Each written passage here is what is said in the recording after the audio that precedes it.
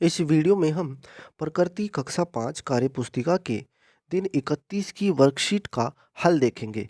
ये पाठ 1 परिवार, कल, आज और कल इससे संबंधित वर्कशीट है।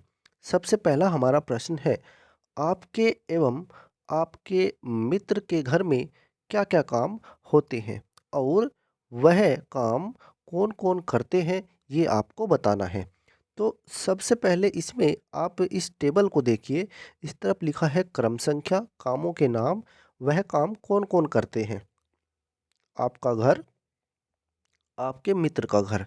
तो यहाँ पर आपको भरना है, जैसे उदाहरण के लिए हमने ये लिखे हैं कामों के नाम। कामों के नाम आप दूसरे काम भी यहाँ पर लिख सकते हैं, जो आपके घरों में काम होते होंगे, उनको आप यहाँ पर लिखना और आपके घर में उन कामों को कौन करता है, यहाँ पर लिखना और आपके मित्र के घर में उन कामों को कौन करता है, उनको यहाँ पर लिखना।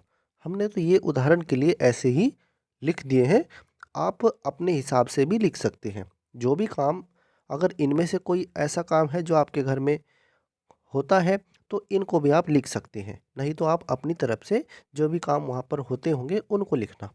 जैसे हमने लिखा है खाना बनाना।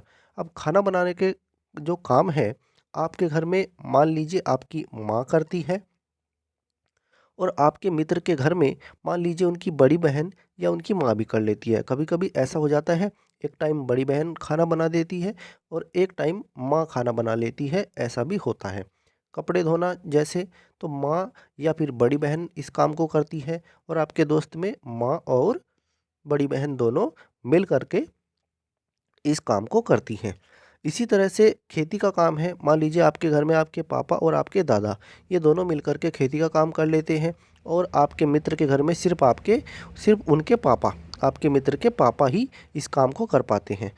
इसी तरह से घर का सामान लाना, ये भी एक काम है। मान लीजिए आपके घर में आपके पापा इस काम को करते हैं, घर का सामान लाते हैं और आपके मित्र के घर में उसका बड़ा भाई, जो आपका मित्र है, उसका बड़ा भाई घर का सामान लाता है। इसी तरह से भैंस का दूध निकालना या गाय है आपके घर में तो गाय का दूध निकालना, वो लिख देना। तो मान लीजिए आपके घर में इस काम को आपकी माँ करती है। आपकी माँ भैंस का दूध निकालती है सुबह को और शाम को और आपके दोस्त के घर में मान लीजिए उसके पापा इस काम को करते हैं।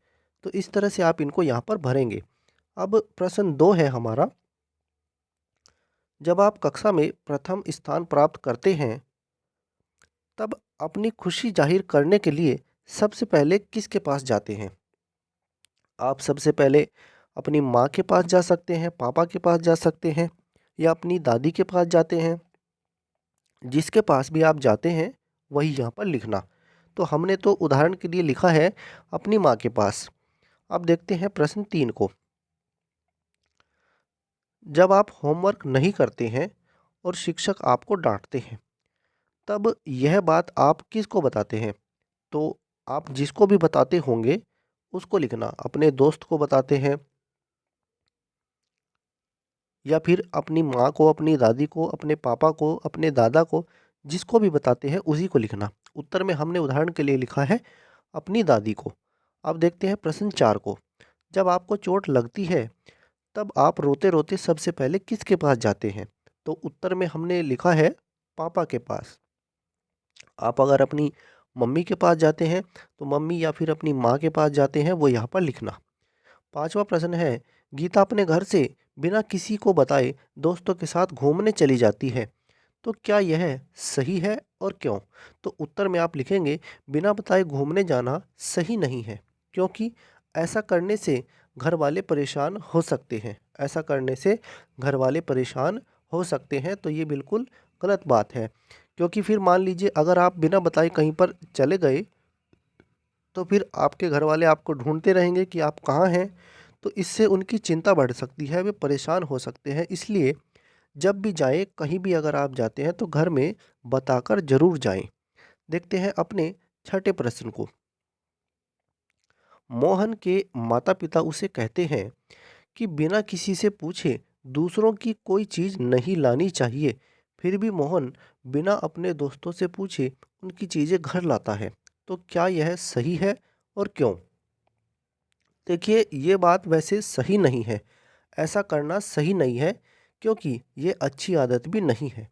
ऐसा करने से दूसरा व्यक्ति अपनी चीज़ के लिए दुखी हो सकता है। मान लीजिए आपने बिना बताए कोई चीज़ अपने घर ले आए और जिसकी वो चीज़ है, जब वो उसको ढूँढेगा वो परेशान होगा क्योंकि उसे पता नहीं है कि वो चीज़ कहाँ है, किसके पास है, तो वो ढूँढता रहेगा, परेशान होगा। और कई बार ऐसा भी हो सकता है कि जब आप बिना बताए किसी चीज़ को ले जाते हैं, तो कोई हमें चोर भी कह सकता है। तो ये बातें आपको याद रखनी है। अब 7वां प्रश्न है, हमें परिवार में क्या करना और क्या नहीं करना चाहिए? सही कथनों के साथ मिलान कीजिए, तो क्या नहीं करना चाहिए और क्या करना चाहिए? अब देखिए, हमें माँ की मदद नहीं करना चाहिए, तो ये बात जो है परिवार में हमें नहीं करना चाहिए, इसको आप इससे मिलाएँगे। घर की चीज़ों को यहाँ-वहाँ फैलाना, ये हमें नहीं करना चाहिए। बुजुर्ग का ख़्याल रखना, ये हमें करना चाहिए, इसको यहाँ से मिलाएँगे। ऐसे ही सबका सम्मान करना, इसको यहाँ मिलाएँगे। घर के सभी कामों में एक दूसरे की मदद करना, इसको आप इसके साथ मिलाएंगे। ऐसे ही असभ्य बर्ताव करना, ये परिवार में हमें नहीं करना चाहिए। बड़ों की बात मानना, ये हमें करना चाहिए। अब देखते हैं हम अपने 8वें प्रश्न को। ऊपर दिए गए उदाहरणों के अलावा हमें परिवार में क्या क्या करना चाहिए और क्या क्या नहीं करना चाहिए, अपने समूह में चर्चा करके तालिका में लिखिए। तो आपको इस तालिका में लिखना है कि हमें क्या-क्या करना चाहिए और क्या-क्या नहीं करना चाहिए इसके अलावा भी।